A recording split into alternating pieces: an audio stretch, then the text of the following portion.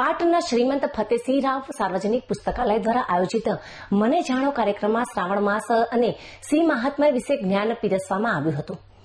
પાટણના કંસાળા દરવાજા સ્થિત શ્રીમંત ફતેસિંહ રાવ સાર્વજનિક પુસ્તકાલયમાં સ્વર્ગસ્થ કીર્તિકુમાર જયસુખરામ પારધીના સૌજન્યથી ચાલતા મને જાણો કાર્યક્રમ અંતર્ગત રવિવારે વરસતા વરસાદ વચ્ચે સાંજે 5 થી 7 સુધી વિદ્વાન કથાકાર શાંતિભાઈ ઠક્કરે જાણે શિવ ભગવાનની જટામાંથી ગંગા વહેતી હોય તે રીતે પોતાની અખલિસ્ત વાણીમાં ધોધમાં શ્રાવણ માસનો મહિમા અને સિંહ મહાત્મ્ય વિશે આગવી શૈલીમાં જ્ઞાન પીરસીને ઉપસ્થિત શ્રોતાઓને જ્ઞાનની ગંગામાં ભીંજવ્યા હતા.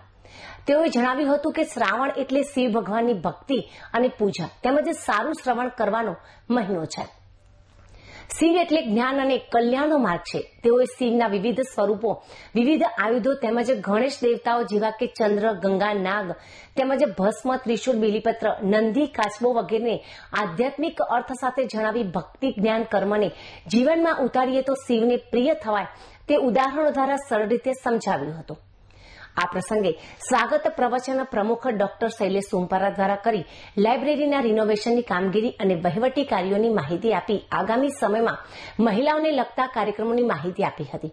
નગીનભાઈ ડોડિયાએ વક્તાઓનો પરિચય આપ્યો હતો, જ્યારે મંત્રી માસુકભાઈ મોદીએ આભાર વિધિ કરી હતી.